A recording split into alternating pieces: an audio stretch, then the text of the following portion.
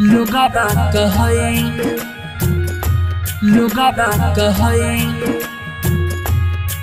छाई बजे Bholenath recording studio खुश हो। Singing by Jilajeet Yadav. हे छठी मैया दुख हरब काहे या लोगवा कहै छाई बजे हे छठी मैया दुख हरब काहे या लोगवा कहै छाई बजे सास मारै ताना खाए नहीं छौ खाना सास मारै ताना खाए नहीं छौ खाना गुतनो कहै छै नगिन हे छठी मैया दुख हरब काहे या लोगवा कहै छै बजिन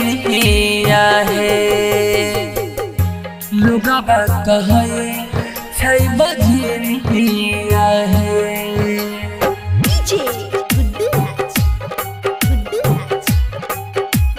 भोलेनाथ रिकॉर्डिंग स्टूडियो खुश हो। लोगवा कहै छै बजिन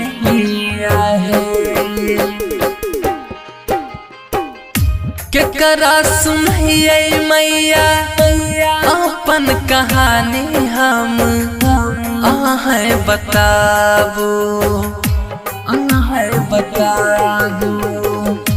फसल नैया हमर अहाँ सहारा छियै पार लगाबू सास मारै ताना खाए नहीं छौ खाना सास मारै ताना खाए नहीं छौ खाना गुतनो कहै छै नगिन हे छठी मैया दुख हरब काहे या लोगवा कहै छै बजिन भोलेनाथ रिकॉर्डिंग स्टूडियो खुश हो।